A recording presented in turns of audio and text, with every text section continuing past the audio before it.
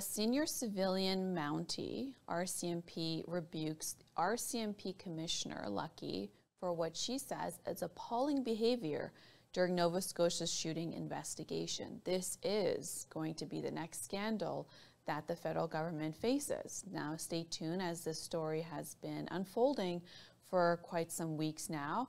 A senior civilian Rcmp sent a strongly worded letter to Rcmp Commissioner Brenda Lucki last year, accusing her of bowing to political pressures and displaying what she says unprofessional and extremely belittling behavior to officers who were investigating the worst mass shooting in Canadian history. And this is the mass shooting that took place over 13 hours in April 2020, killing 22 people, wounding 2 people, and killing 2 dogs. This was in Nova Scotia.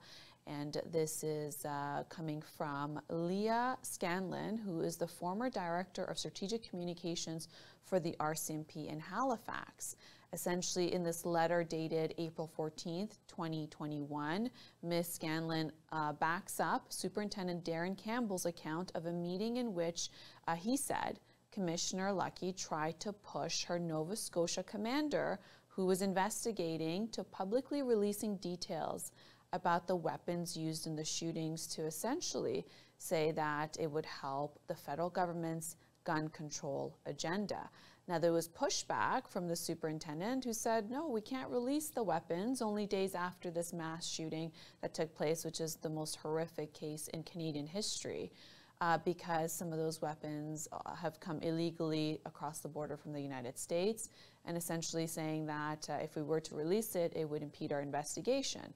And so she recounted that on April 28, 2020, in a conference call with senior Nova Scotia Rcmp members just 10 days after the shooting, where Commissioner Lucki essentially suggested during that conversation that Nova Scotia Rcmp had let down 2 boys whose parents were killed by the gunmen because they would not release information about firearms. Essentially, she wrote that the commissioner spoke about the pressures and the conversations she's had then with Public Safety Minister Bill Blair, and saying that this is related to the upcoming passage of gun legislation.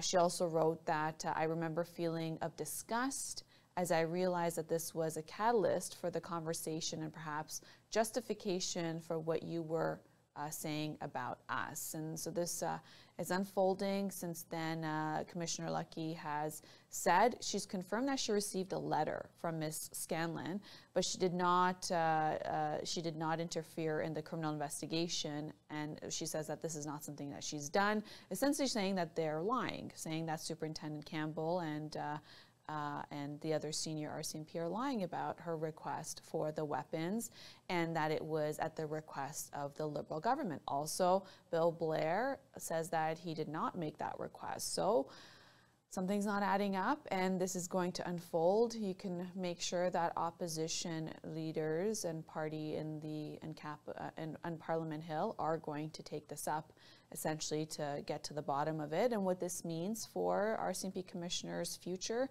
Is she going to take an early retirement? What does it mean for Minister Bill Blair and his role? Well, that's all to find out as we'll continue to cover this in Y Media Political Sensex.